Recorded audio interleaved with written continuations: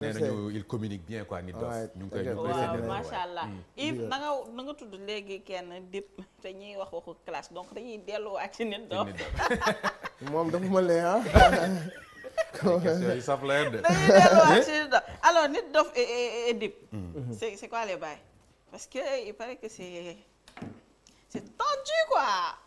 ouais moom bon écoute moi je dirais même pas que c'est tendu parce que pour moi c'est donner de l'importance à ça pour de mon côté boog c'est pas tendu tu vois. Parce que bon il est en train de faire ce qu'il est en train de faire man ak moom bokkuñu génération bokkuñu vécu jommalaguma parce que defagul xaaju li ma def. Je respecte quand même tout ce qu'il fait tu vois. Après s'il a des trucs à dire vers man c'est son problème. Ouais. Parce que man bi mu ko waree show naa ko love bi ma ko waree tendre la main. Je suis venu lui dire ah lui il fait bien viens à mon concert et tout. Ouais. Parce que noonu laay def ak sama petit frère yëpp. Après bu demee ba xaw a yëg boppam am nu mu doxalee surtout mu juum ci benn affaire. Après mu ñëkk daal di continuer ci affaire boobu. Et puis il y a d'autres choses qui sont très personnelles yoo xam ne les gens ne le savent pas ils pensent que c'est musical tu vois. Ok mais c'est pas musical du tout. ci seen diggante yéen ñaar c'est quoi. Non, je peux pas non, il faut pas le dire quand c'est personnel, c'est pas grave. Mais okay. Musicalement, qu'est-ce qu'il a fait qui t'a dérangé ba tax. Non, il dit des choses sur moi loolu tout le monde le sait et puis quand ma xam benn affaire xam nga benn jour benn waaye daf ma posé benn gel daf ma posé benn question ne ma Dip daf lay tëkku. tëkku aussi non waaw ci benn commentaire. ok elle faisait référence à ça. ok ma ne ko sañu ma tëkku. sañu ma tëkku ak duma classe c'est différent. Baye Fall man duma ko ñuy tëkku. man foofu laa doon waxee. Après moom il a pris ci benn soo comme sañu ma ko classe ñëw indiwaat le même mot mais man duma ko ñuy tëkku ci àdduna. donc man ci foofu laa doon waxee. Mais vu que ni moom il voulait peut-être def benn affaire rek il a pris ça waaye sañu ma ko tëkku daal di def un clash. Après man ça me fait rire parce que man je pensais que ni yow vu que ni tu as la grande gueule tu parles soo di daal si man tu amènes du lourd. Soo ma indilee des choses comme ça dama ko yëg. Après on va en rire un peu après man je trace ma route. Parce que man aussi hip hop Galsen. moom dañu ma respecté. da nga am cër ci hip hop bi waaye bien sûr. 14 ans yi nii ma tenir li may tenir. teg fi yoo xamante si nii nekkuma di yaafus quoi. def sama ay show dem ci raison yi teg ay show. dekkilaat affaire yi ba mu amaat yenn gëdd yi. ñoom tey buy ñëw ci stade yi moom première stade am bu mu ñëw di jouer. wala bu mu bëgg a teg fekk na man maa ngi sama 8e stade wala sama dara. première stade bu mu jouer man maa ko yégal sama concert. sama biir scène daan ne dimanche bi di ñëw kii mooy jouer Sorano. te artiste bu mag la. kon kooku mënuma jaaxal. bu ñëwee di wax ay mbir si man nag ña man ça me fait rire et puis man je vais dire un truc je suis quelqu'un boo xam si ni j'aime le clash.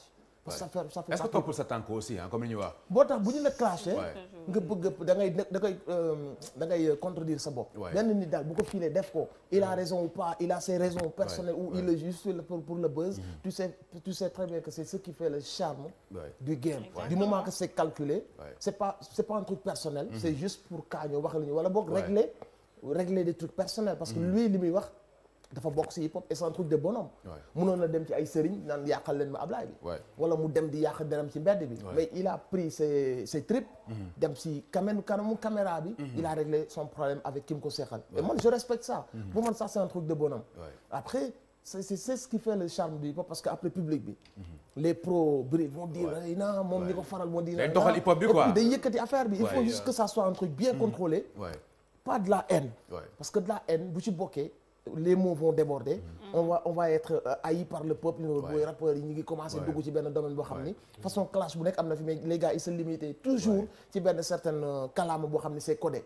Même si c'est parfois insolent c'est toujours codé d'une manière boo xam si ni mag ñi duñ ko dégg te jeunes yi ça veut pas les déranger parce que ay jeunes lañ. xam nañ parfois lan mooy yenn kàddu yu insolent yi mais c'est toujours codé.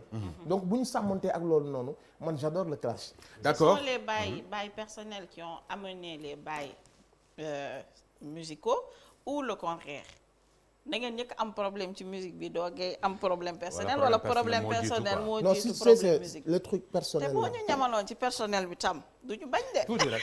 non parce que c'est ça touche. ci guddi gi laa dañuy waxtaan ah. waaw kii relax pas du ñu bañ daal tuuti rek duñ ko wax kenn. vous avez vos techniques mais ça va pas marcher ça va pas marcher mais non mais nañ bàyyi noonu rek. moom xam na li ma koy wax.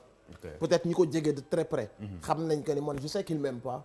Mais le pourquoi de qu'il m'aime pas c'est pas un truc musical. Parce qu'il disait que ni lui je l'aime bien. D'ailleurs il avoue qu'il m'écoutait beaucoup. Il le dit qu'il me respecte musicalement et tout ça. Donc il a son truc à lui. Et s'il veut en parler c'est son choix. Moi personnellement je trouve que c'est pas très gentleman de le dire ouvertement. Mais il sait je sais. et certaines personnes savent. Et juste pour dire aux gens que parfois mën nañ gis benn affaire ñu am ci ay jugements sans pour autant savoir le fond du truc, quoi. Le fond du mais moi problème, je suis zen, je suis cool, apaisé, peace and love. Je lui souhaite de faire sa carrière tranquille, il me dérange en rien du tout. Il peut pas effacer mon histoire ni mon respect, quoi qu'il puisse faire. Bien, c'est bien pour le hip-hop moo ciy màgg, quoi. Mais il pourra jamais m'impressionner musicalement wala côté carrière wala côté scène wala côté tout ce qu'il a fait. Je l'ai fait 10 fois d'abord. toog di ko xaar bu defee 5 yi ma yokkaat 20. Mais n'empêche que je respecte ce qu'il fait, loolu moom du dañ, quoi. D'accord, yaa ngi wax sànq stade yi 10 ans ci ren, quoi. Show of the year. L'histoire de Show of the year, parce que bu njëkk bi doxul woon noonu, quoi, parce que xëy na gars yi comprendre ñu woon li nga bëggoon def, mais après 1 an 2 ans Buzz Events Paco Kals ñëw xam nga nekk ci affaire di ci liggéey ba après stade bi kenn xajatu fa woon. C'est vrai, ba jàppoon nañ sax da nga ko doon def 2 fois ci benn année bi, quoi. 2 fois ci je pense que même c'est un exploit bu ñuy wax toujours. xam nga def grand théâtre vendredi. def Iba Mar samedi. yaakaar moom mu Amad de Sito. donc ñu ciy remercier public bi ak suñu naataango hip-hopeurs yi ñu ci jàppale pour que loolu mën a nekk. mais première édition de 2009 bi. au contraire ça a réussi. te loolu moo ñu jox fitu def deuxième édition. parce que dañu ko organiser le samedi. mu taw bu graaw. donc on avait déjà tout préparé. ñu yóbbu ko le mercredi. donc on ne pouvait pas annuler, ñu yóbbu ko le mercredi. Le mercredi ñu ñëw mu commencé tawaat. Donc on s'est dit waaw. À 18h mu commencé taw. Donc on s'est dit écoute, on fonce sur ça, même si su tawee c'est pas un problème.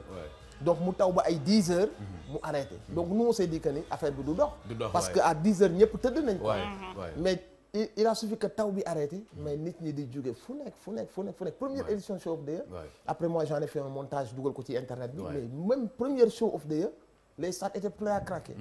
Donc du coup ça nous a donné envie de continuer parce que man comme ni nga ko waxee historique bi mi ngi jóge ci bi ma tukkee lépp fu ma daan gis concert j'allais regarder ay ñoom Snoop Dogg ñoom 50 Cent ñoom Jay-Z Wu-Tang ku ñëw Paris damay dem seetaan yi mais su ma leen doon seetaan quelque part je voulais être seen place ñoom sama instinct hip-hopeur moo doon wax mais pourquoi au Sénégal on se fait pas des concerts comme ça man c'est ce que je me disais parce que nous dañ daan am rek benn public bu ndaw yamale ko cafétéria wala Sorano wala comment ça s'appelle bu nekk wotu Cité d'Amel en face là Yënguleen voilà. Nous on s'arrêtait à ça et puis moi je me suis dit parce que man defee sama premier album j'ai fait une tournée tâter terrain bi et tout dem fu ci banlieue bi dem ci région yi j'ai vu que y avait un public qui répondait, il y avait un public demandeur. Après man je me suis dit que ni lenn kese moo ñu tey def ay concerts yu mag mooy on ne prend pas de risque et on a peur d'échouer pour que ñu reetaan ñu. Man je me dis que ni même si tu jël pari bi et que tu échoues, tu auras le mérite d'avoir essayé le truc. Bien sûr. Et d'avoir l'expérience. Exactement. Yàlla def ma wax ko sama équipe ne leen on va faire Iba Mar da nga dofu quoi pas Iba Mar et tout man leen dañ ko def. daf leen jaaxaloon quoi. daf leen jaaxaloon ci début. on l'a fait ñu réussir man leen nag suñ ko yemalee Dakar day dommage. parce que hip hop Galsen fépp lañ koy béggee. bien sûr moo tax ñu yóbbu ko Diourbel Ziguinchor Kolda. fu ne ñu yóbbu ko fa quoi. te à chaque fois et puis ñu même chose bi yóbbu ko à Louga indi ay artistes indiwaat à Louga defaat le même show. donc on l'a fait au bout de quelques années. avec sama équipe Guns Out. et ñoom Paco ci leen créé benn maison de Buzz Events. Paco ak Kals mon frère. Paco ak Kals. ma dimbali leen taal leen. wax nga loolu Kals. je les ai dit waaw maa leen taal waaw. je les ai dit dafa mel ni dafa ànd. wërsëg yu ànd la quoi wërsëg yu ànd la parce que eux ils ont beaucoup apporté aussi. Kals ak Paco ils ont toujours été là. Paco actuellement mu ngi USA États-Unis waaw mu ngi États-Unis. léegi man ni leen écoutez comme yéen a ngi doon ubbi seen maison de production. et que Guns Out est déjà connu man je retire Guns Out. et vous mettez Buzz Events ci kanam. et puis ñoom ils sont venus ajouter seen touche yokk communication bi et tout. affaire bi gën a màgg. ba ren jii ñu waroon def daaw. parce que l'idée de base moo doon. man je me suis dit que ni suñ ko defee ba mu jël forme dañ koy yóbbu léegi fépp ci àdduna bi. mais Buzz Events a tout fait. mais yàlla daf ko tudd ci bi Chaim jëlee affaire bi. fekk na Paco dem na États-Unis bien sûr léegi Chaim bu ñëwee ñu liggéey ensemble. yàlla tudd ko ci ay loxoom. ñu jël ko daaw yóbbu ko à Paris. on est parti avec des artistes ici avec des artistes de mon label. et on a fait un guichet fermé à Paris. bi ñu ñëwee on avait une date à Torino après corona bi moo tax ñu arrêté la tournée quoi. donc l'idée de base c'était ça qu'on puisse jël le rap galsen di ko voyager à travers le monde. Et c'était bien parti malheureusement corona est venu ñu xaw ko arrêté. Mais historique bi nii la demee et il y a eu man sama équipe Guns Out des gars qui m'ont toujours soutenu. Killer Family LGD One Squad des gars qui m'ont toujours soutenu mais surtout le rap galsen dans son ensemble. Les animateurs les DJ les chroniqueurs le public. Franchement bu dul woon ñoom je pourrais pas faire tout ça. Donc je leur fais un gros big up. Et puis voilà quoi. Marceline Ba mi ngi la ciy nuyuwaale. kooku yàgg na liggéey ci show bi. dëgg la loolu la wax nee na ci staff bi la bokkoon. et puis mu seedal ko seede bu rafet nee na